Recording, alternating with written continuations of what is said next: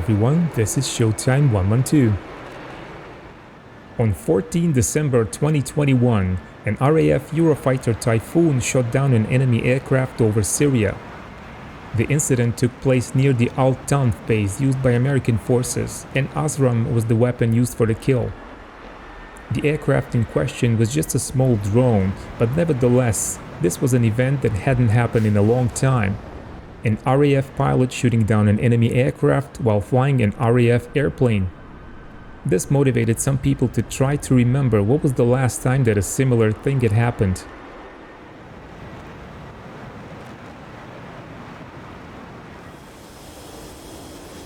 During Operation Desert Storm, an RAF tornado supposedly destroyed an Iraqi fighter trying to take off.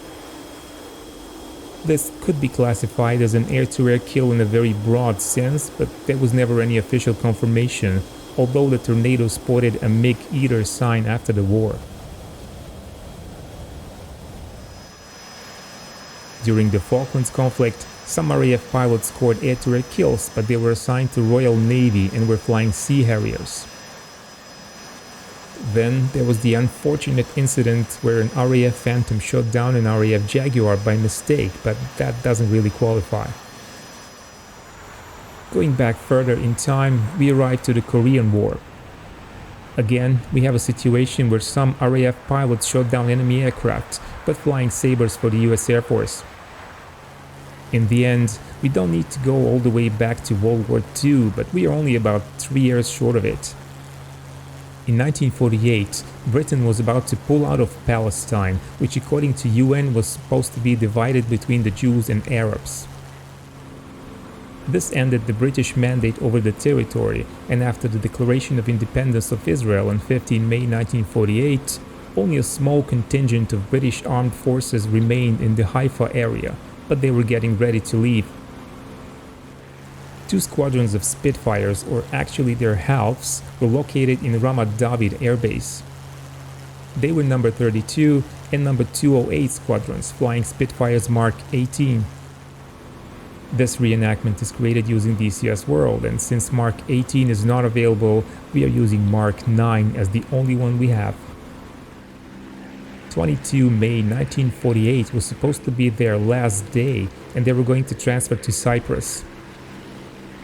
RAF personnel wanted to make sure that as little as possible of the airbase was left in usable condition after their departure, and it seemed that one of the items they particularly focused on was the stock of alcohol. They made sure no drop was left behind. But on 6 a.m., they were woken up by 2 explosions.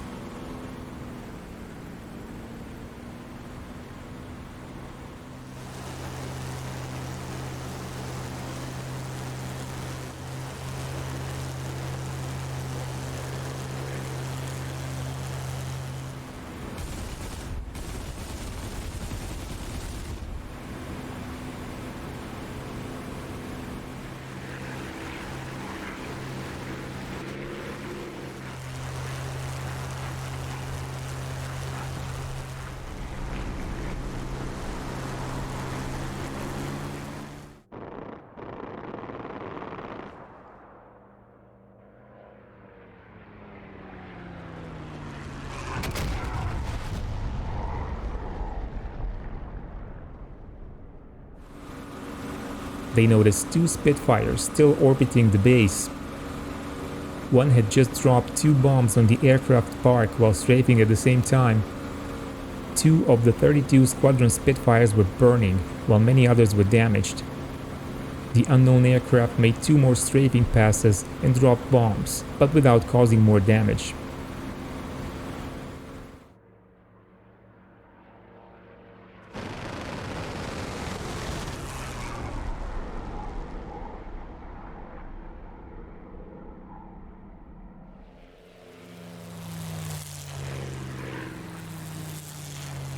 The 208 squadron suffered no damages, so they launched 4 of their Spitfires to try to catch the attackers. They didn't find them and returned to base, but after that, a standing 2-aircraft patrol was put up over the airfield. At 8:30, 3 more enemy Spitfires came from the north, and dropped 6 bombs. Some of them fell beside the hangar on the aircraft park, causing damage and killing 2 men.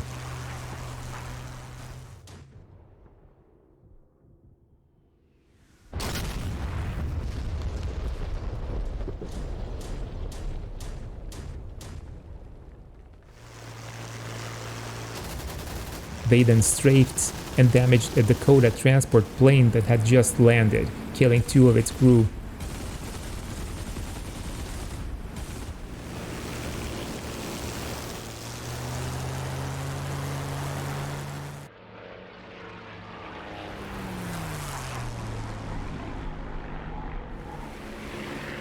Enemy aircraft were now identified as Egyptian, and one of them was shot down by ground fire.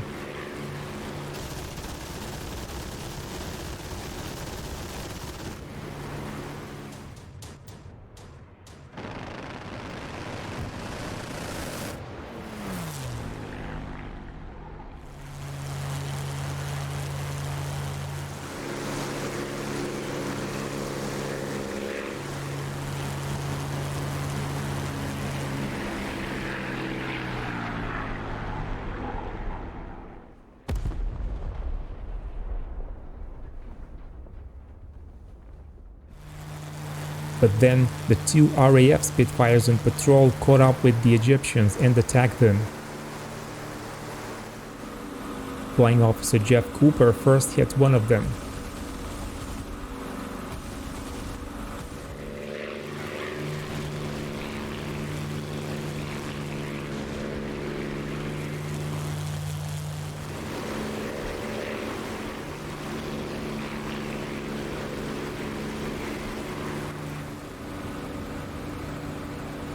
Then, Flying Officer Roy Bowie scored hits and the Egyptian Spitfire went down in flames.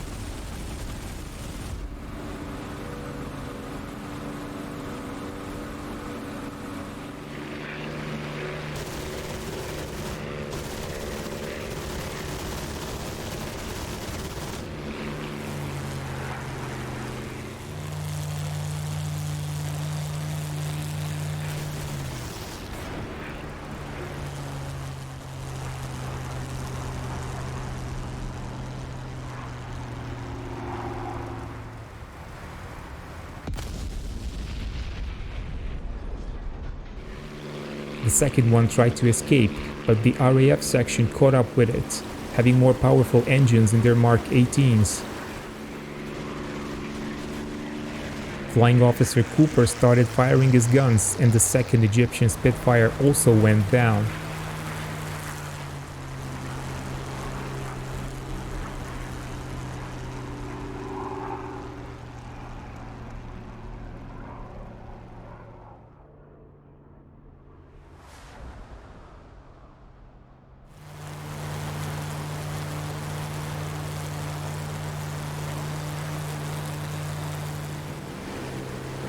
The third attack came at 9:30. 2 Egyptian Spitfires again attacked Ramat David, and they managed to drop their bombs on another Dakota, which burned completely.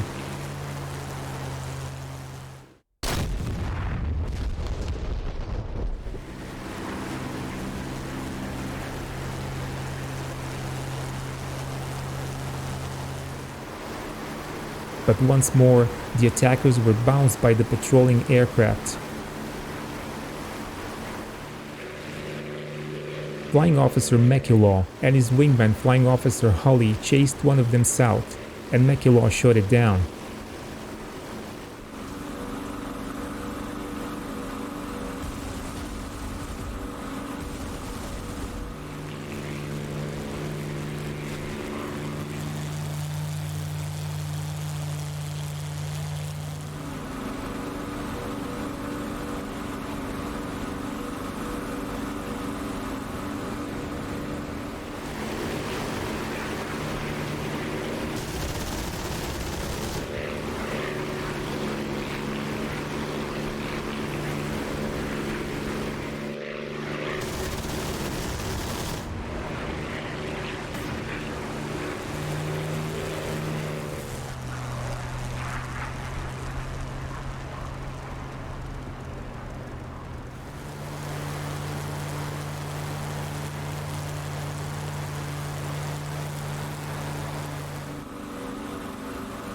Pretty soon, McElhaw found the second attacker and shot it down as well.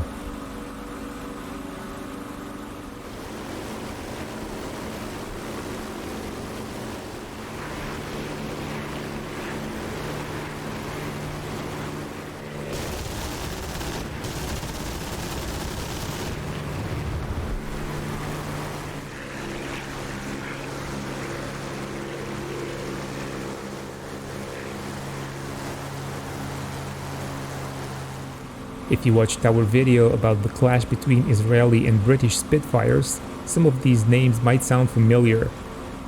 Jeff Cooper and Tim McElhaw were among 4 pilots shot down by Israelis on 7 January 1949.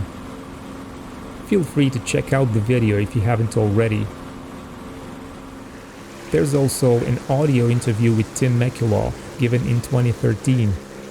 The link is in video description.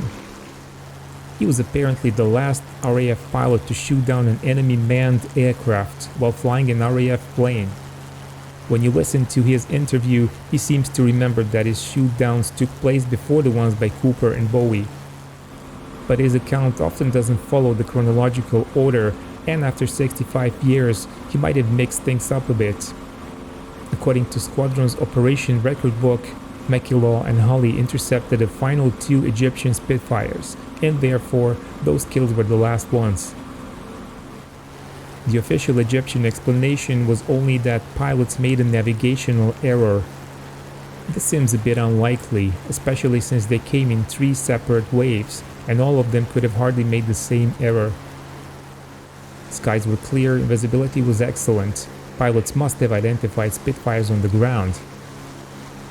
Even though Israelis didn't own any of them at the time, the Egyptians must have had some wrong intelligence and believed that those Spitfires somehow belonged to Israel. If you liked the video, be sure to press the like button. That is a big help to the channel. Join our Patreon supporters to ensure the future of the channel. Visit our Discord server and keep watching Showtime 112.